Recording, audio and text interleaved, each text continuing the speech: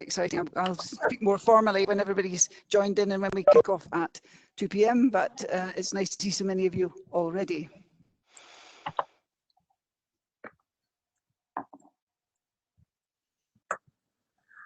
Such a nice day outside, isn't it? Yeah. It is, it's lovely. But I'll tell you, Caroline, it's been a great Northern Studies virtual online seminar. I'm Donna Heddle, I'm the director of the Institute. And before we start, a little housekeeping for everyone. If we can all keep our mutes on. If you're finding the link a little bit difficult, you can switch off your camera and that will improve the audio for you. Now, what we're going to do is Caroline is very kindly going to speak to us, and then she'll be able to take questions. How we're going to do that is if you can use the chat facility, which is the fifth button along there, the speech bubble. If you click on that and you send me your messages in the chat facility, and I will then ask them to Caroline, and she will give you the answer.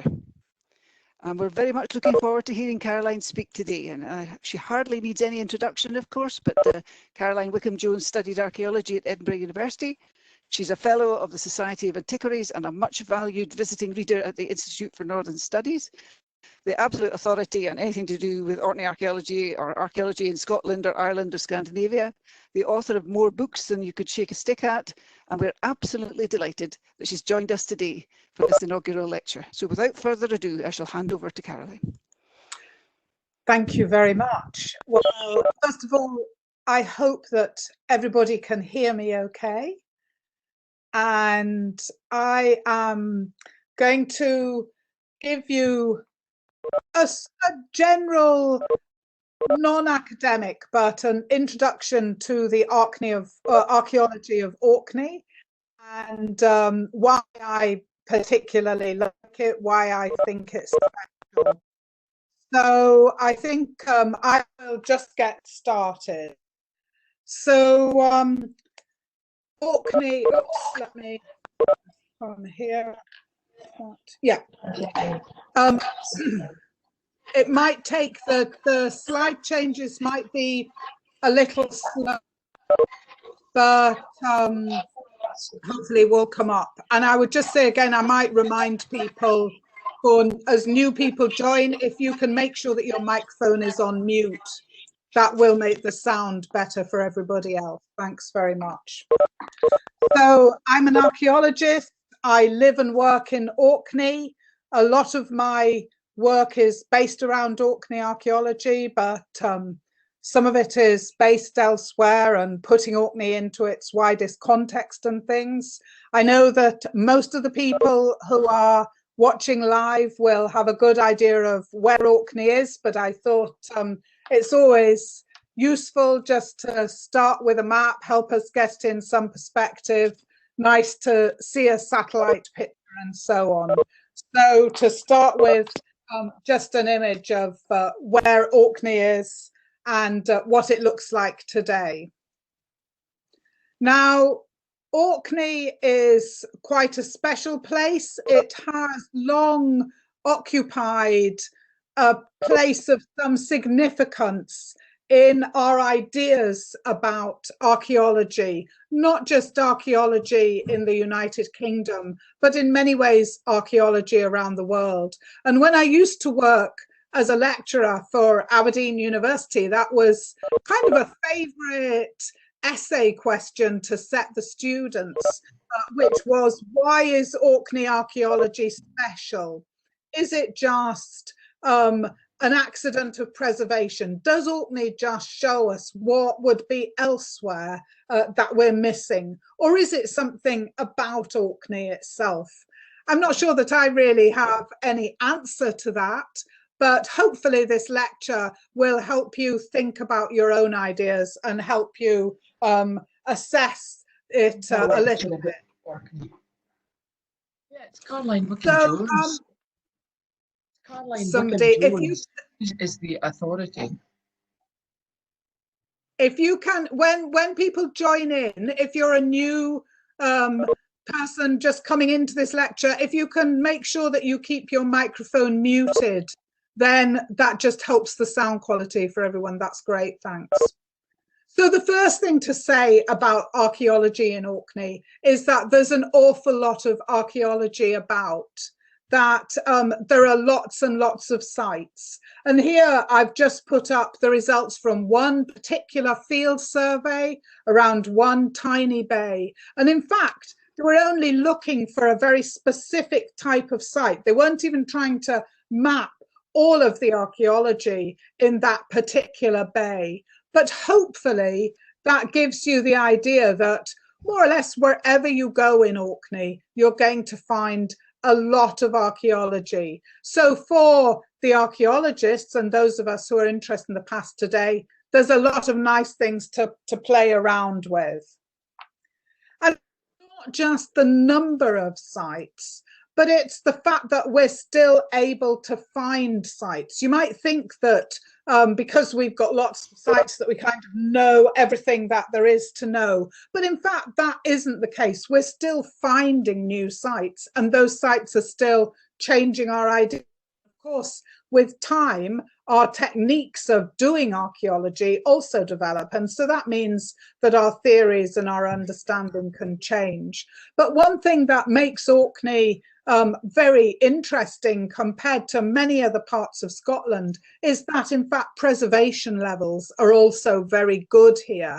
In general, the soil in Orkney is slightly less acid than soils elsewhere. So more of the data from the past, if you like, tends to survive. We have well-preserved sites, and here you can see, in fact, information relating to two particular sites down in South Ronaldsay, Neolithic tomb sites, where there was both organic preservation, so preservation of human remains, and unusually intact structural preservation as well. But it's not just about the sites, it's also about the more intimate details of life. It's about the artifacts, the everyday goods that people used in the past. Now, even today, an awful lot of what we use is organic, and that was even more so in the past. And so many of our everyday goods will just dissolve away once they become archaeology, once they're discarded into the earth.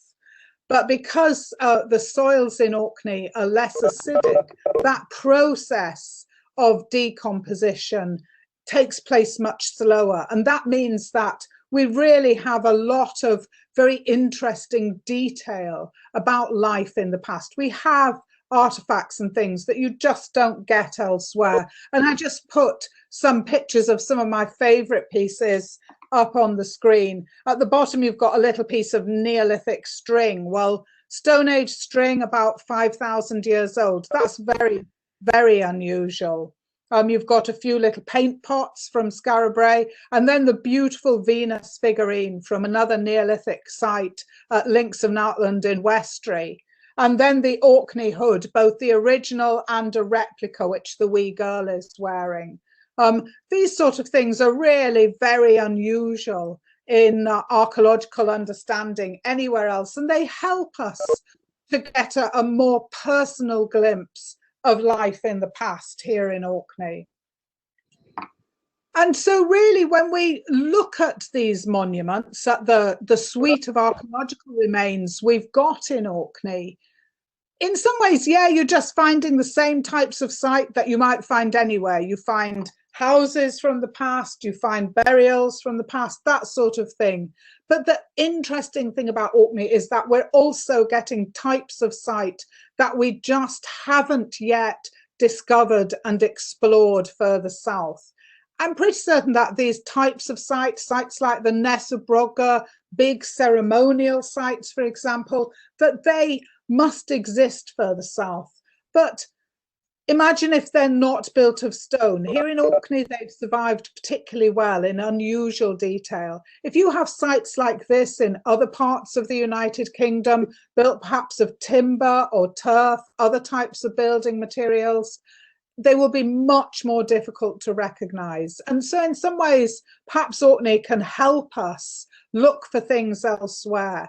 But just for the moment, for the purpose of my kind of interest, these sites, they're casting a glimpse of aspects of life that we just don't get outside of Orkney at the present moment.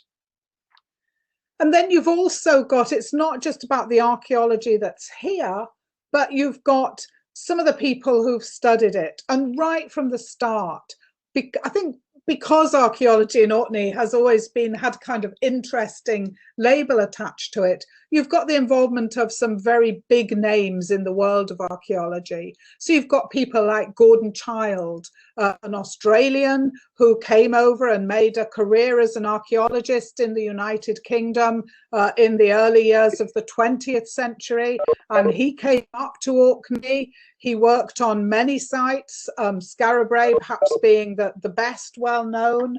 And Child then went on to write textbooks. He was interested in the development of human societies.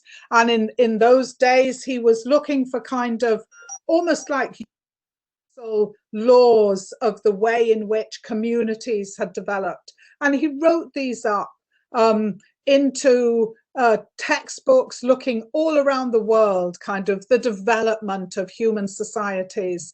And he used his work in Orkney to provide case studies. So, for example, he used Skara Brae as a case study of what an early farming village would look like. And that meant that wherever you were in the world, if you were reading some of these foundational textbooks, you would have information about Orkney. So it meant that people in many parts of the world became familiar with some of the big sites that we've got here in Orkney. And it kind of helped those sites, if you like, to punch a little bit above their weight, to become famous on a world stage, not just on a United Kingdom or a Scottish stage. And then Child's work was very much picked up and developed by Colin Renfrew, who was working from the 1980s and is still working today. And Renfrew was very interested in the developments that were taking off with applications of science and number crunching and using data in totally different ways. And so he wanted to work somewhere where he knew he would get a lot of good quality data, and where else to go but Orkney. And so Renfrew carried out a lot of work in Orkney and again wrote it up into books that were read in a much wider way for the kind of general information about how to do archaeology. And that helped to keep Orkney at the forefront of our understandings. And this kind of groundbreaking research really continues into the present day and into the 21st century. So I'll be showing pictures of some of the sites in a bit, but you've got sites like the site at Links of Nowtland in Westray, where you've got a fantastically preserved Neolithic settlement site. And also early Bronze Age settlement, and that has still been excavated. It's still undergoing research. So we can really apply some of the most up-to-date, some of the most recent techniques as archaeology evolves more and more. So our understandings about what was going on here in the past, they're not static, they're changing all the time. Of course, that's good because it gives us archaeologists more work. So really, through the years, it's not just also a matter of going back 5,000 years and looking at Orkney in the Neolithic when the early farming communities were here, but we have this good quality of remains really throughout all periods of Orkney archaeology. So I think it's true to say that whatever your interest in the past, Orkney does have something for everybody, whether you're interested in wartime remains or Renaissance architecture or the Norse. You can come to Orkney and you'll find things that will surprise you, that will be worth visiting. And what I just wanted to do now is to kind of romp through the history of Orkney, the archaeology of Orkney, or if you like, the history as portrayed through the archaeological remains, right from the very earliest human activity in the island. So that's what I'm going to do for the next few minutes. So if we go back right to the later years, at the end of the last glaciation, at the end of the last ice age, in fact, we can see that the United Kingdom was joined to the continent. It was really just a peninsula off the northwest coast of Europe. And we call this land Doggerland. And the reason for that is because sea levels were lower than they are today. I think that's really a different lecture to go into that. But Doggerland, there's a lot of research going on. It would have looked like animals, plants, human population, and things like that. And so the sort of world that we're starting from as the glaciers begin to recede is a very different world to the world that we know today.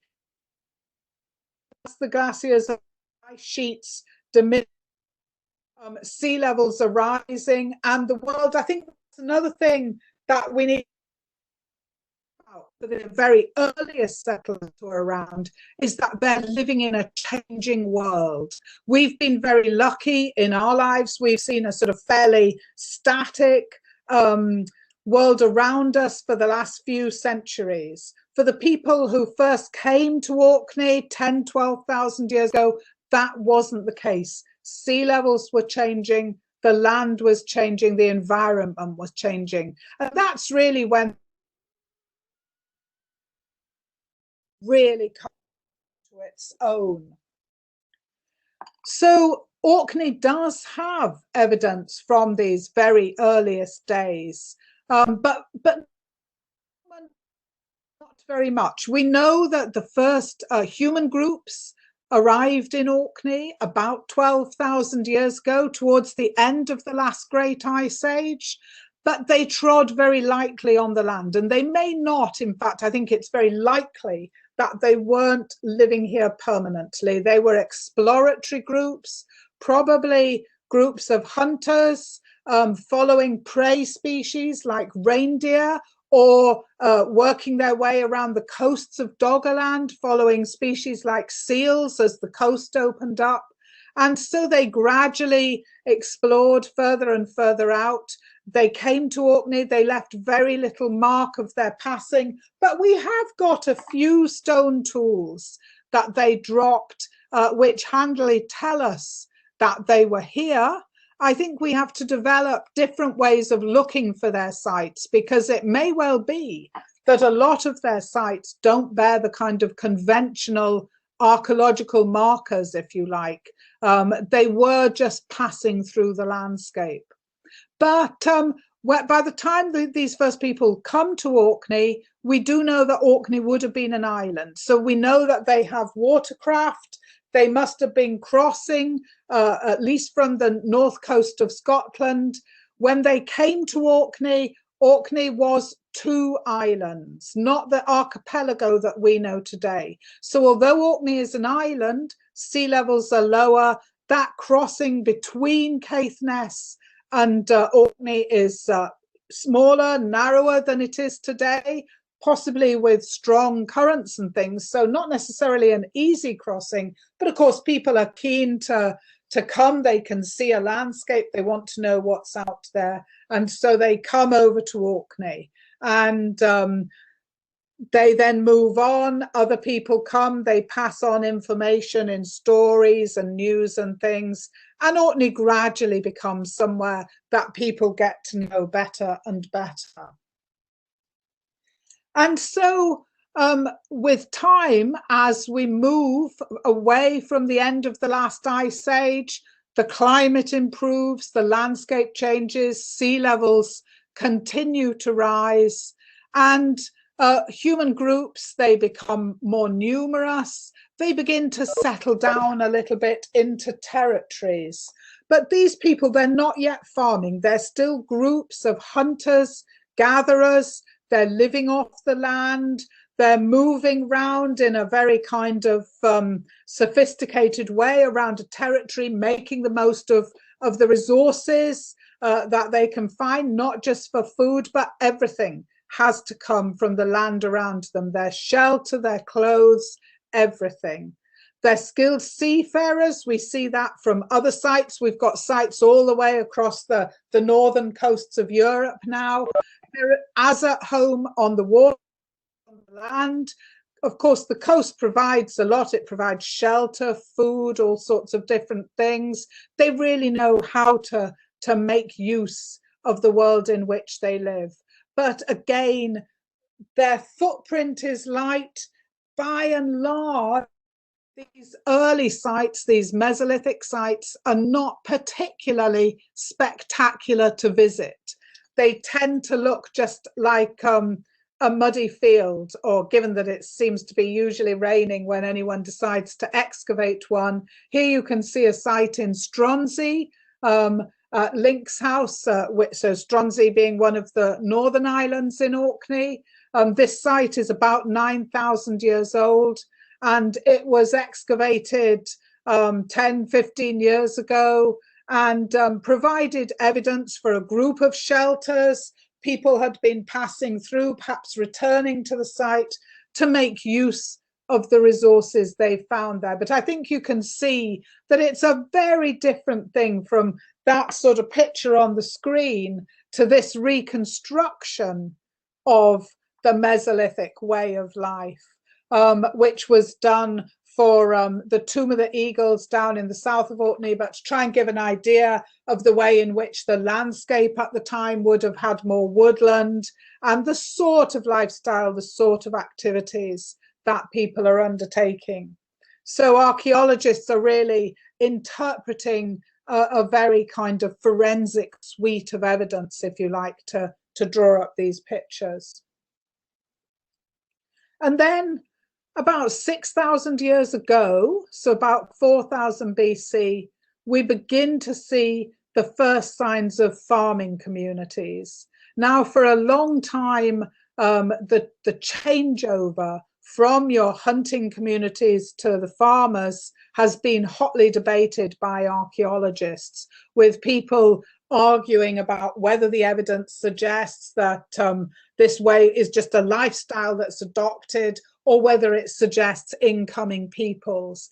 In fact, recent evidence, which is largely drawn from genetics, does suggest that communities, new communities, are coming into areas, and they're bringing with them new things, both new goods, their sort of suite of everyday goods is different, new ways of living, new types of houses, and most of all, a new economy, that they're growing crops and they're looking after animals, and that's how they're getting a lot of their food. And of course, with time, that gradually becomes more and more important, and life gets more and more difficult for the hunters who are having to make use of dwindling resources as farming communities settle around the landscape. The interesting thing about the early farmers, the Neolithic farmers of Orkney, is that they left a particularly strong archaeological record. And that is partly because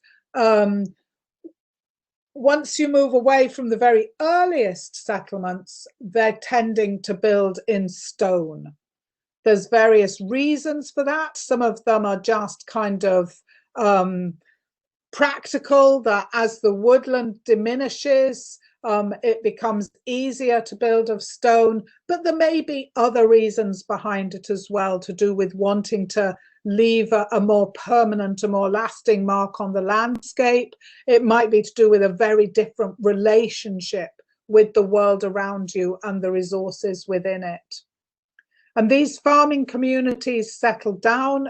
At first, they just live in small, fairly isolated farmsteads. You can see at the bottom of the screen the farmstead at the Nap of Hower on the island of Papawestry, where you've got a larger and a smaller building that are interpreted by archaeologists as being a house and a sort of outbuilding of some sort. Whether that might well reflect the way that we look at structures, difficult to say. But then gradually, as communities develop in size and things, what you see is the development of villages, and families are coming together to live in groups, larger groups. And so you get settlements like the archetypal settlement at Skara Brae. But Skara Brae isn't alone in Orkney. There are several other village sites across Orkney, some of which have been excavated, some of which we know about but haven't been able to look at. And of course, there will be still others that we haven't found yet. But because people are using stone for so much of their daily life, the interesting thing about Skara Brae is that we also have an idea of some of the internal furnishings of those houses. And so we can see hearths, we can see structures at one end usually of a house, of a dwelling, which have been interpreted variously as dressers or some sort of shrine, probably mixing. I mean, one problem is that our language relates to how we live life today. It doesn't relate to how we lived life 5,000 years ago. And so all the words that we use to describe anything that you find archaeologically, they're always biased into the way that we understand things. But Skara Brae, there are beds, there are all sorts of interesting things going on in these houses. And again, from this Neolithic period, we have a very complete suite of remains. In fact, if you think life being divided into life, death, and the bit in between, here in Orkney, we have something from each of those phases. And that's very unusual. By and large, if you look at Neolithic sites elsewhere in the United Kingdom, you only would get 2 out of those 3 at the most. You might get ceremonial sites like the Great Stone Circle, Stonehenge and things, for example. You might get burial sites like some of the sites, Wayland Smithy and so on down in England. But you would lack houses, or houses have only just been discovered. Here in Orkney, we have all of them. We've got the houses, as at Skara Brae. We've got burials like the great tomb of Maeshowe. There's a whole suite of Neolithic tombs across Orkney, and we've got ceremonial sites like the site at the Stones of Stennis. So it really allows us to pick up on many different aspects of life in Orkney 5,000 years ago. And I think one thing to remember with all these sites is that when we see them, we're seeing just the stone skeleton. And often that looks quite bare and simple, but that apparent simplicity, it masks a real complexity of use. Just think about your own house and the way in which, if you strip it back to the walls, you lose so much compared to the richness of everyday life that's normally around you.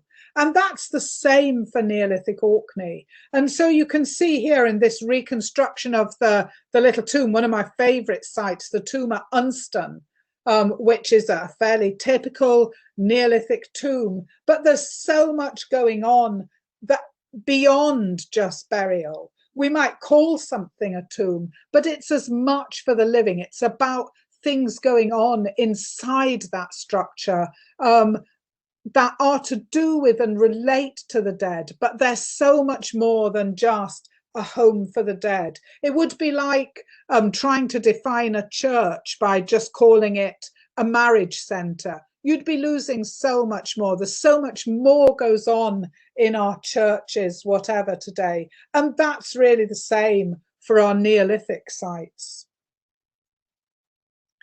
And then we move forward with time. We move into the Bronze Age. And of course, that's a name that is defined by archaeologists and defined by the introduction of metal. Comes in at first as copper artifacts, gradually developing more into a suite of Bronze Age objects, of bronze objects.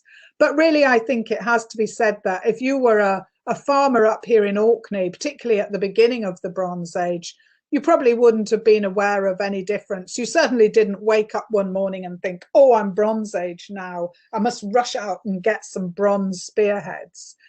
You would have no doubt been aware of new materials, new types of things, But for most people, life went on, and it would have been quite a while before they had access to those sort of objects. We have very, very few of the sort of earliest metal objects up here.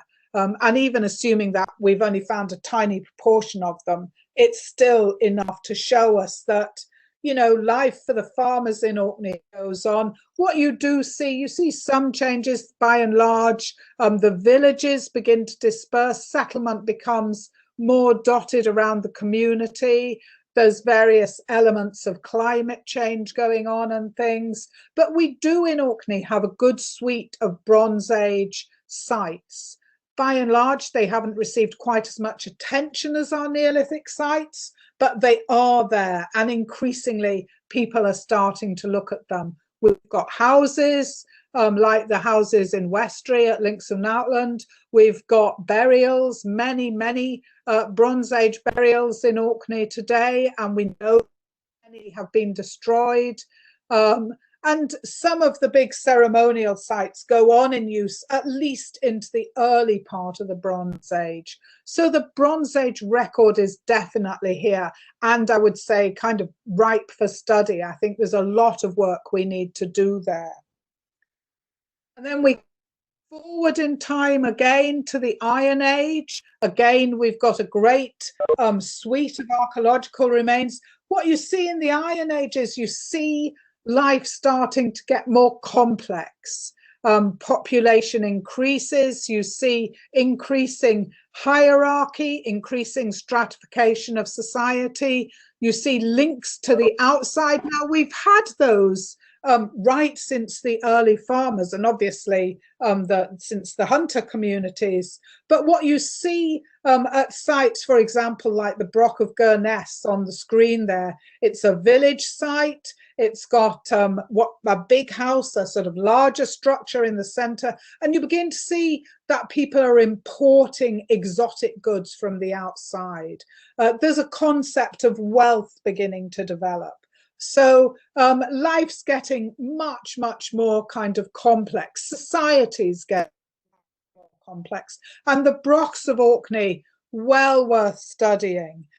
They tend to be very big sites, but we're very lucky here in Orkney because we've got the excavation today going on of a broch. Sadly, they won't obviously be excavating this summer, but at the Cairns down in South Ronaldsay, where UHI Archaeology Institute are excavating a broch site and really turning modern archaeological techniques to finding out as much as they can about it. And there are other types of site. We've got burial sites like Navskay in Westray, and souterrains, which is a particular type of underground site, still being found, in fact, in the Orkney countryside today. So the Iron Age record is very interesting here, is definitely one to think about. And of course, during the Iron Age, if you're living further south in the United Kingdom, you come across a certain phenomenon, that is the Romans. And the $1 million question is, you know, did a Roman ever set foot in Orkney? Well, we don't know. We don't have any Roman sites here. In fact, the nearest authenticated, validated Roman sites considerably further south on the Scottish mainland. There are a few Roman artifacts here, but they may well have come up with this taste for exotic goods and things that we know people have. And of course, we don't know whether they've come through a kind of long chain of contacts or whether they've been imported directly. And there are accounts in literature of the time. For example, Tacitus writes about Agricola circumnavigating Orkney. Although even that, sometimes I think you have to think about, you know, is he just bigging up his father-in-law? Did they really sail through the islands? It's quite interesting that some of the detail that you would think they might have thought about, they don't appear to mention, but then other things they do talk about. So I think the relationship between Roman society and Orkney is still very much open to question. With time, as the Romans disappear, the Iron Age continues. And we move into a period that many people find fascinating. And of course, that is the period of the Picts. I think one reason we find them so fascinating is that it's the first time when we actually have a word that was used at the time. The word Pict itself relates to the peoples of the period. Really, Pictish society is a development from local Iron Age societies. Increasing contacts. At this period, we have the first writings, so we know a bit more about society. We know, for example, people talk about different Pictish kings living around Scotland. We know that some of them have navies, that they're seaborne powers as well as terrestrial powers. Here in Orkney, we've got some very nice details of Pictish life. We've got houses, quite a few settlement sites, also the beginnings of kind of craft sites that we can recognize coming up. There was a nice Pictish smithy excavated at Swandrow in Rousey not long ago by the University of Bradford. So the Pictish period really has a lot of interest, and I think it's one that will be unpicked more and more over the forthcoming years. And from the Picts, we move into the Viking period, and of course this period for which Orkney is particularly well known, with an amazing suite of sites, but not just sites, with its own Viking saga, the Orkneyinga saga, which, even though it's almost a kind of collection of stories to be told on the dark nights in the north, it is a way of recounting the history and the activities of the Earls of Orkney. And we learn a lot of personal detail of things that people either did or thought they did. We can have comments about fashion, food, all sorts of things going on. And that helps to add colour to the archaeological sites. But the archaeological sites themselves are pretty remarkable. We've got some fantastic settlement sites. We've again got evidence of processing and export and things. We've got written language, for example, the runic inscriptions in Maeshowe, again giving us a lot of detail, sort of frustrating but fascinating at the same time. And we've got north side of all, which is the cathedral here in Kirkwall, the great cathedral of St Magnus, conceived and founded by Earl Ronald. And you can read the foundation and the building of the cathedral in the Orkneyinga saga. You can go to the cathedral, and what's amazing to me is that, you know, you can still worship there in the way in which Earl Ronald would have understood, okay, using different rites, but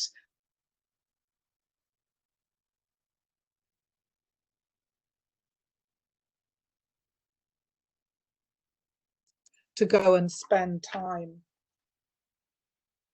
In fact, it's interesting. I often talk, when I'm talking to school kids, I'll say, you know, have you been to a Viking site? And they'll all go, no. And you say, well, have you been to the cathedral? And nobody thinks of an archaeological site as being one that still has a roof on it. But, you know, the cathedral is certainly there and there to be visited and used. And moving into the medieval period and the historic, again, lots of little sites, perhaps not sites that are all so much out there to be visited, although many of the small kirks that are all over Orkney have got foundations back well into the medieval period and still able to be visited. There are farmsteads like the farmstead at Scale in Rousey, which is currently subject of a study project by the Archaeology Institute. And you've got posher buildings, higher status buildings like the Earl's Palace in Bursey. And of course, the medieval and historic foundations of Kirkwall itself. And there's a nice app which can guide you around some of the history of Kirkwall. So there's still a lot to be seen, even as we come forward in time. And as I say, we shouldn't forget the Renaissance. Here in Kirkwall, Earl Patrick Stewart, the palace that he built, which was completed in the early years of the 17th century. You just have to look at those windows. I mean, this building must have been seen as completely bonkers by local people in Orkney. Who would ever put in, look at those great oriel windows, think of the amount of glass, think of heating the building. Up to this point, everybody's been building for a northern climate with kind of, well, they weren't being environmentally sound, but, you know, they're trying to stop heat loss and things. And then you get something like this, which is really about design and light, and also making a statement about the status, yes, of the person who's building it, but and of their vision. They're looking away from the world. And so these buildings are really very important and kind of change the way in which people think of big houses and status. Okay, it has to be said that Earl Patrick came to a nasty end. So maybe he overreached himself in vision and aspiration. He's left his record here, and that's something that's really interesting to look at. And not just these big buildings, but we've got smaller, more local buildings as well, thinking about somewhere like the Toofar Museum, which is a fantastic firehouse. It gives you an idea of how kind of wealthy farmers are living out on the land with a central hearth and ways of life. In fact, this building was occupied right into the 1960s, but it's a great place to visit to get an idea of life in Orkney for your kind of average, slightly above average farmer. So it's not just about a record of kind of castles and churches. There's something about ordinary life as well. And coming much further forward in time, we get to Wartime Orkney, a fantastic record of remains from in both world wars. And that includes not just buildings, not just remains on land, but we've also got remains underwater with the 7 ships from the German fleet, from the scuttling of the German fleet at the end of the First World War, and losses from the Second World War, of course, most notably the Royal Oak, which lies at the entrance to Scapa Flow. So the wartime record here is really a suite of buildings that's probably uncompared anywhere else in the United Kingdom. There are timber buildings remaining. We've got these wonderful murals. And I think many people go to the Italian chapel to see the beautiful chapel that was conceived, designed and created by the Italians who came here first as prisoners of war and then stayed to go on working towards the end of the war. And it's really beautiful, but not so many people are able to go to Ness Battery, where there's murals very different that are a fantastic counterpoint to the paintings in the Italian chapel. Because what the British troops at Ness Battery painted, they painted what they were defending. And so the murals are all about half-timbered buildings, apple orchards. All the figures are women and children. So very interesting, the kind of iconography of the murals at Ness Battery. Well worth visiting and having a look. And of course, that really brings us up to the present day. And just the last 5 minutes while I'm talking, I'm just going to kind of make 1 or 2 more general points. The first is that the archaeology continues and it has a very high media profile. So not just for the research, but for communication. Here you've got the fantastic site, Ring of Brodgar. Again, a new type of site, totally unknown, big excavation project going on, very much in the forefront, lots of accolades, lots of things going on around the site at Ring of Brodgar, and definitely one to kind of follow. Very active place to learn about archaeology. And also Orkney archaeology is very much in your face. It's very much to the forefront of Orkney. Orkney is a big place. We rely on for the tourist trade. We rely on people coming to visit here, partly because we want to show off the islands, partly for economic reasons. It's a great place to visit, and the archaeology is definitely used as part of the visitor attraction. And so you'll tend to find many cruise companies recommending a visit to Orkney because of the quality of the archaeology. It's perhaps one of the few places around the world where very early, where Stone Age archaeology is used as a visitor attraction. But this in itself brings its own pressures. As you can imagine, when we get big cruise ships like this one here, the impact of 3,000 or 4,000 people coming off a ship wanting to visit the sites can be very great. So it does require careful management. Not something new. This is a photograph taken in the 1950s of the site at Skara Brae. There have been visitor pressures in Orkney for quite a long time now. To be fair, I think this particular photograph is the visit of a learned society to Skara Brae, so it didn't look like this all the time. But I think you can see that visiting the sites, they've been popular for a long time, and that brings its own suite of issues, own things to think about, because of course lots of people visiting any archaeological site impacts on the fabric of the site itself, not just on the kind of quality of visit. Even wider interest, National Geographic front pages and things guarantee lots of visitors to Orkney. Television programs, not just in the United Kingdom. You've got the BBC seem to trot out their 3-part series on Neolithic Orkney with regularity. And then American programs, Expedition Unknown, they came to Orkney. That seems to get replayed in the States. There are still other companies, still more interest in Orkney today.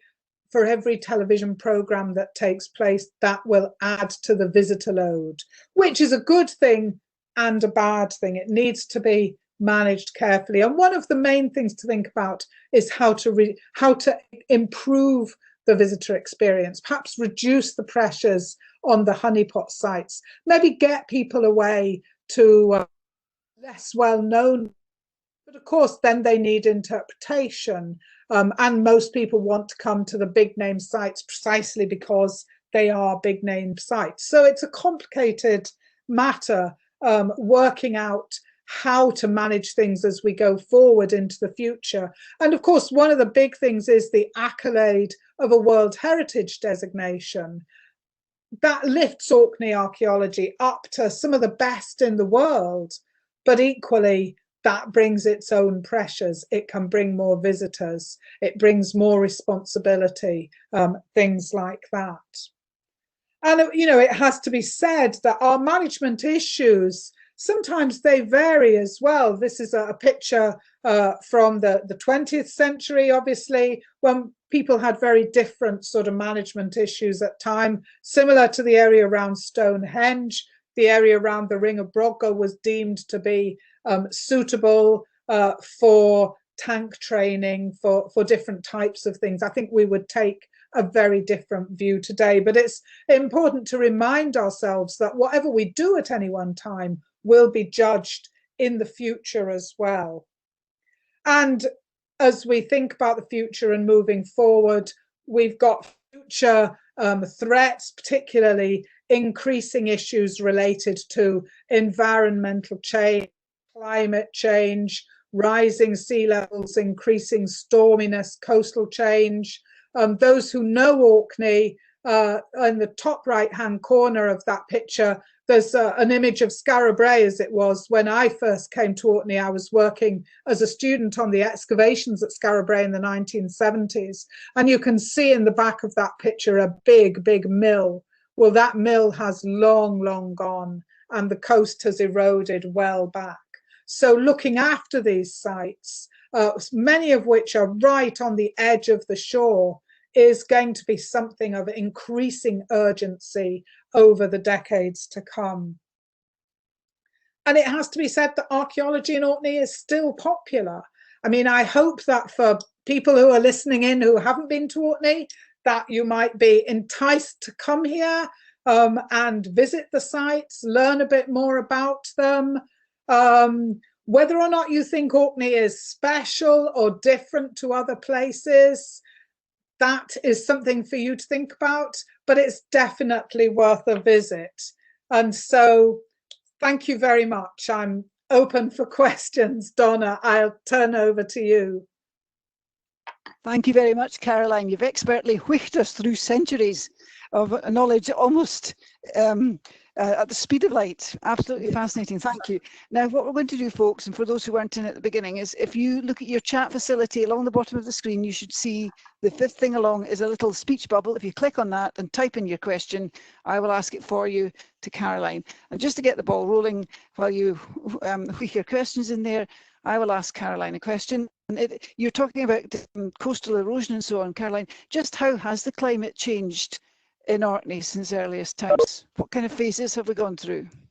There have been some big changes. I mean, I think, okay, if you go right back to the Mesolithic and the Neolithic, you maybe have very slightly higher temperatures initially. We often talk about the Bronze Age as being a time of increased storminess and increased wetness. At various periods, we know that not long after in fact, the end of the last ice age, there was a period where things cooled down. We haven't yet looked to see what the impact of that was on Orkney, but there was almost a return to, well, not to glacial conditions, but there's certainly a blip in the climate.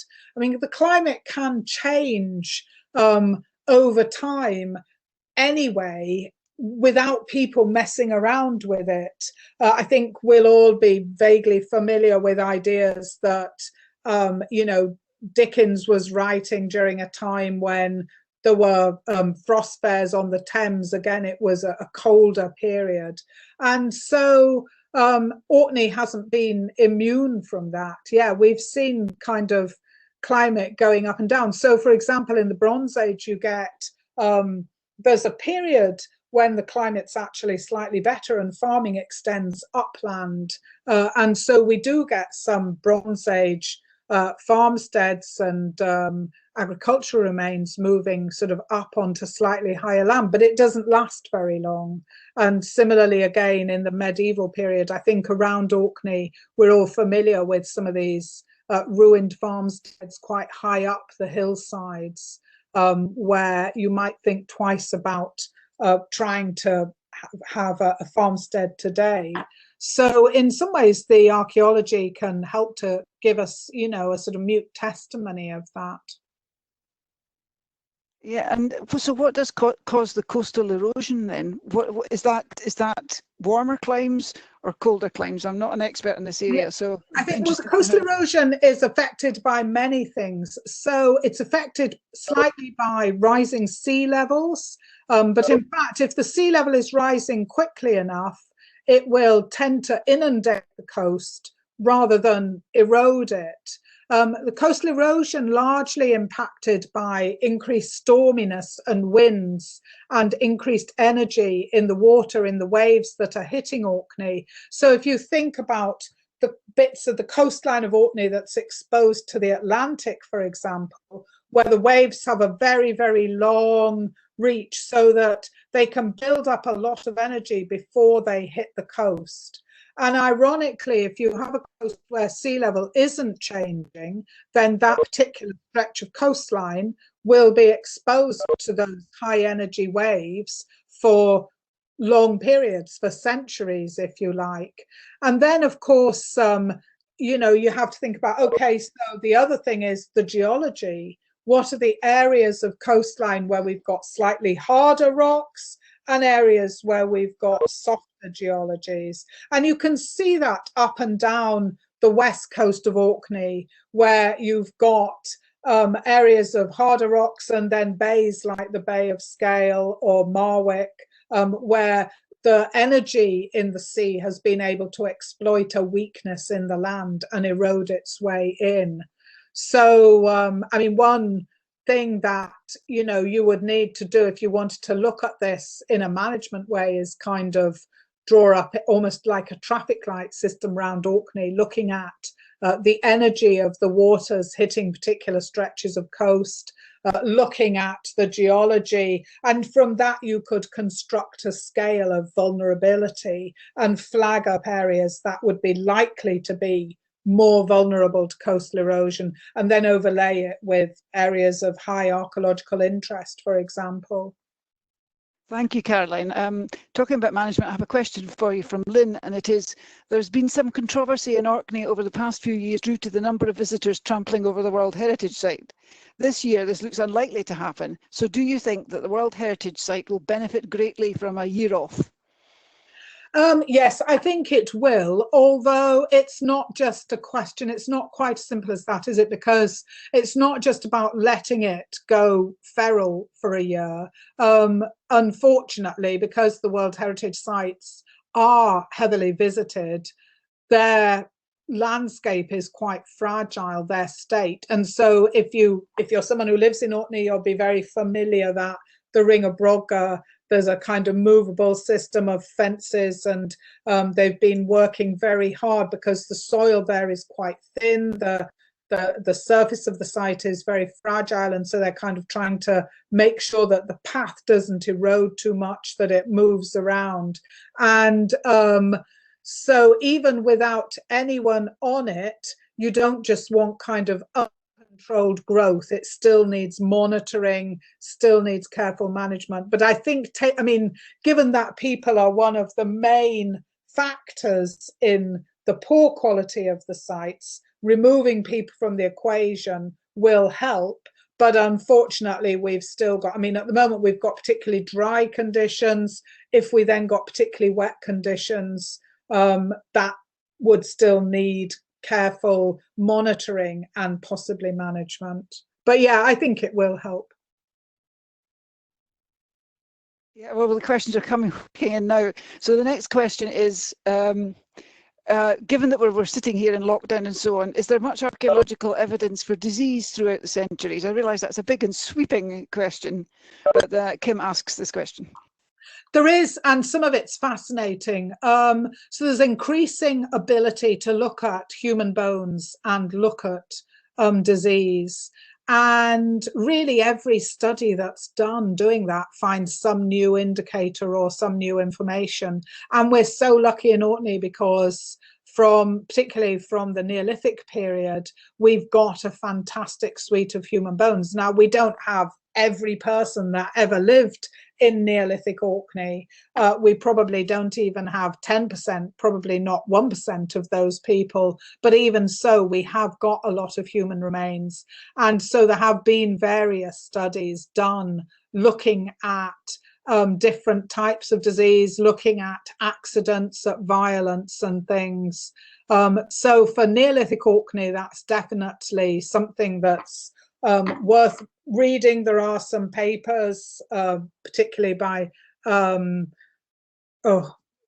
people like Dave Lawrence from Bursey, Rebecca Crozier at Aberdeen, who've looked at this sort of thing. But in the Bronze Age, we don't have quite so many human remains because the burial rite shifted, cremation became more important. So we don't have quite such a good suite of remains. And as we come forward in time, again, there are periods where we have more skeletal material and periods when we have less. I know there's a big project which the Archaeology Institute have started looking at remains from Durness, from the cemetery site at Newark, and no doubt that will come up with information on disease and things as well. Thank you. The next question I have is, do you think there is any major archaeology still to find, or have we found a lot? Oh, I think there's lots still to find. I think that's the exciting thing about sites like Ness of Brodgar, that they've really shaken everybody because, you know, prior to the discovery of Ness of Brodgar, people like me were writing very happily, complacent in the idea that we knew roughly what there was in Orkney and that we would just be tweaking the story a bit. But, you know, you get a site like this, it challenges all your beliefs. You have to fit it into a kind of existing narrative of Orkney. You have to start thinking in different ways. And if that can happen once with Ness of Brodgar, it's going to happen other times in other periods. And particularly as we go further and further back, I think we know practically nothing about the earliest communities who came to Orkney. And I'm sure that information is out there. So I think there is a lot of work still to be done, and it's really exciting. It certainly is. I have another question for you from Andrew, and it is, are there genetic links between Neolithic Orcadians and modern Orcadians? I don't know if anyone has pushed established genetic links back that far. I know people are working on that sort of thing, but the modern genetic work is very specialized, and so I would hate to comment on that. I know things like the Orcades and the Viking studies have looked at genetic markers and pushing them back in the population, but whether or not we're yet in a position where we can kind of say the burial from this particular tomb is related to this family, that I'm not sure. I think partly the work hasn't necessarily been done, but there are also different ways of interpreting the data. Yes, it is, and that's another really fascinating subject. Another question for you is, do you think that people's perception of landscape is a problem when they're trying to manage it? That's a really good question. Not if we recognize that we have a perception and it's bound to bias our desires. I mean, I wouldn't, although I'm an archaeologist and I love the landscape of Orkney, we can't fossilize it. And even if we were to fossilize it, I mean, hopefully what I've just said, you know, how would we choose where we fossilize it? Do we fossilize it as a medieval landscape or as a Neolithic landscape? It's a living landscape. It's going to go on being a living landscape. It supports those of us who live here today. So I think we have to be careful about wanting it to look as it did in the past and not wanting it to move forward. And I think sometimes that means we have to accept change in the landscape that we might personally find uncomfortable. And we just have to recognize that change is always difficult. Equally, I think it is important to value the remains of the past and make sure if we are by any chance destroying or diminishing any of them, that we know what we're doing and we're doing it, you know, we've thought it through, we're doing it for good reasons. So I think, I mean, we all have different perceptions of landscape. Somebody who's not so, you know, who's wanting to move forward might have very different values to me. And it's really about having a dialogue and recognizing each other's points of view.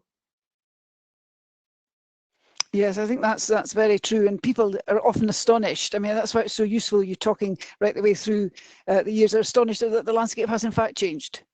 You know. Yeah, it's changed hugely. I mean, I think, for example, in the 18th century, when you get a lot of farm improvements and things going on, I mean, they did untold damage to the Neolithic monuments. You know, a lot of Neolithic sites and earlier and other sites must have disappeared at that time. But equally, I mean, they didn't understand the landscape in quite the same way, perhaps, that we do. They would have known they were getting rid of or digging up or damaging remains that older communities had lived in. I mean, they weren't stupid, but they just had different values to us. So yeah, the landscape's changed hugely over the years. And we're really privileged because what we can see is a palimpsest of all that change put together. And we have the techniques to start to unravel it, to unpick it. I know, and we can see everyday life going on around these monuments. You know, I love the sheep on top of Maytow and things like that. That Yes. really appeals to me, that they're not museum exhibits, that they're part of the landscape. Absolutely. Yeah. I think that's maybe, as you've been teasing out today, that's maybe one of the great strengths of the Orkney scene when it comes to that. The fact that it is very much part of things. And I suppose for the wily Orkney farmer, you know, there'll be a lot of useful building material in some of these old sites, I have no doubt. Well, that's the thing. And I think, again, particularly in earlier times, if you're looking for stone, you know, and you've got a broch near your farm, you know, that broch provides a good source of stone that's kind of usefully shaped for building and things. And people have made use of it over the past in a way that we might now choose to do things differently. Each time has its own values and that, yeah. Yeah, that's very true. I suppose that's as good a place as any to finish at. That's all the questions that we have for you, Caroline. But you were so comprehensive in your wonderful discussion that I feel sure that you've answered the questions before they were even asked. So, okay, well, thanks very much, everyone, for coming along. I appreciate it. It's nice to have an audience. Thank you. You've got quite a big audience, Caroline, I can tell you. But thank you so much for that. And thank you to everybody for joining us. Just a date for your diary, folk. The next seminar in the series is on the 10th of June. It's with Dr. David Griffiths of Oxford University and INS as well. And he will be talking about, let me just get this right, written it down. Yes, he'll be talking about Bursey and scale archaeological landscapes of Orkney's West Mainland. So we'll look forward to seeing you then, and it will be advertised, but you have your joining instructions already. So thank you very much, folks, for joining us today. And thank you very much again, Caroline. Thank you. Thanks.